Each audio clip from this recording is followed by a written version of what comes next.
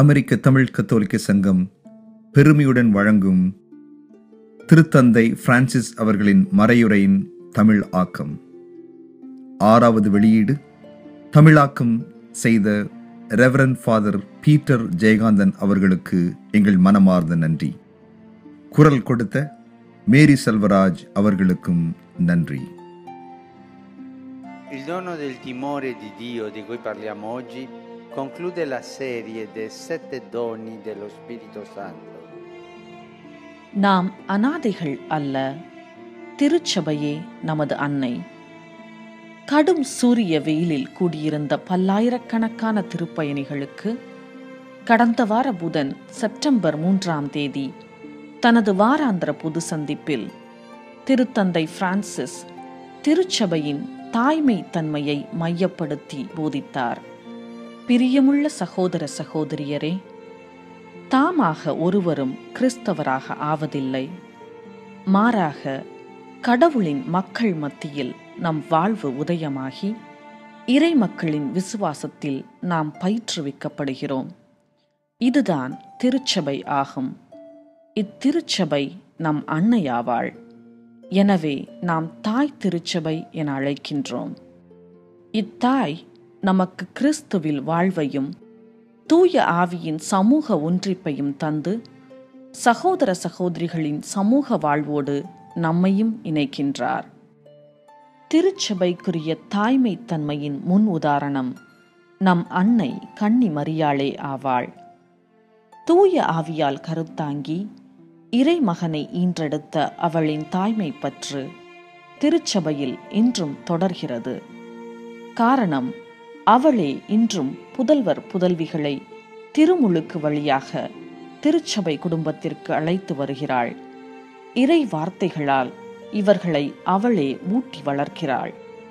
புது வாழ்வை பெற்றுத்தர இறை வார்த்தையை பெருமனதுடன் அறிவித்துரைத்து இறை தந்தைக்குரிய மகன்களாக மகள்களாக வெற்றியடையவே தன் உதிரத்தில் சுமந்த இறை இயேசுவின் நற்செய்தியை திருச்சபைக்கு தந்தருளினார். மரியன்னையின் தாய்மை தனித்தன்மையானது. அவளை உற்று நோக்கும் பொழுது திருச்சபையின் அழகான மென்மையான முகத்தை நாம் புரிந்து கொள்ள முடிகிறது. கிறிஸ்தவர்களாகிய நாம் அனாதைகள் அல்ல. நமக்கு ஒரு தாய் உண்டு. திருச்சபையே அந்த அன்னை. மரியாளே நம் தாய். ஒளியாம் இறை வார்த்தையால் நம் வாழ்வு பாதையை ஒளிமயமாக்கி அருட்சாதனங்களால், குறிப்பாக நற்கருணையினால் தாங்கி பிடித்து திருச்சபை ஒரு அன்னையைப் போல நம்மை தொடர்ந்து பேணி கவனித்து ஆளாக்குகிறது. இதனால் தீய வஞ்சக சக்திகளுக்கு மத்தியில் விழிப்புணர்வுடன் நன்மைத்தனத்தை நம்மால் தேர்ந்தெடுக்க இயலுகிறது. தன் மனதினால் இதயத்தினால் தன் பிள்ளைகளுக்கு நன்மையை நினைப்பவளாகிய திருச்சபை நமது தாய்.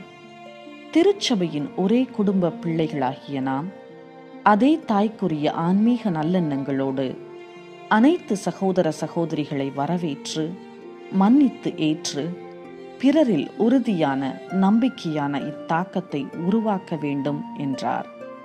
இப்போதனையை தொடர்ந்து அரபு மொழி பேசும் திருப்பயணிகளுக்கு, குறிப்பாக துன்பத்தில் தத்தளிக்கும் ஈராக் கிறிஸ்தவ சமூகத்திற்கு திருத்தந்தை பின்வருமாறு கூறினார்.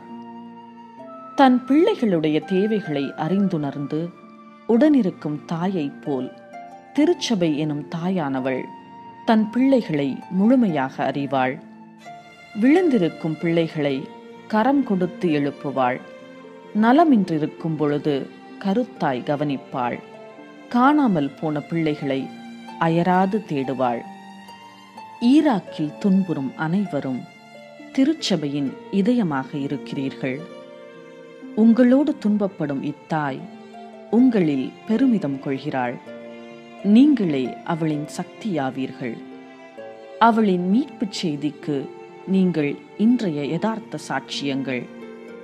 என் அரவணைப்பில் வல்லமை நிறை இறைவன் உங்களை ஆசீர் அளித்து பாதுகாப்பாராக என்று தன் நினைவுகளை அவர்களுக்கு சொந்தமாக்கினார். மேலும் ஆங்கில மொழி பேசும் நாடுகளிலிருந்து குழுமி வந்திருந்த மக்களுக்கு ஆசிரையும் வாழ்த்துக்களையும் வழங்கினார். இரண்டாம் உலகப் போரின் துவக்கத்தின் 75ஆம் ஆண்டை நினைவு கூர்ந்து கூடி வந்திருந்த போலந்து நாட்டு இறை மக்களை நோக்கி, இத்தருணத்தில் இரக்கத்துடன் தங்கள் நாட்டிற்காக, சகோதர சகோதரியருக்காக உயிர் தியாகம் செய்த அனைவரையும் நினைவு கூர்ந்து ஜெபிக்குமாறு கூறினார். தொடர்ந்து அனைத்து ஐரோப்பிய நாடுகள் மற்றும் உலகத்திற்கு அமைதியின் கொடையை அமைதியின் அரசியாகிய மரியாளின் பரிந்துரையில் பெற்றுத்தர ஜெபித்தார். திருத்தந்தை பிரான்சிஸ் அவர்களின் மறையுரையை கேட்டு நீங்கள் பயன்பெற்றிருப்பீர்கள் என்று நம்புகிறோம். இது அமெரிக்க தமிழ் கத்தோலிக்க சங்கத்தின் வெளியீடு. அமெரிக்க தமிழ் சங்கத்தின் சார்பில் உங்கள் அனைவருக்கும் எங்களது மனமார்ந்த நன்றி கூறி விடைபெறுவது தாமஸ் அமுதரசு.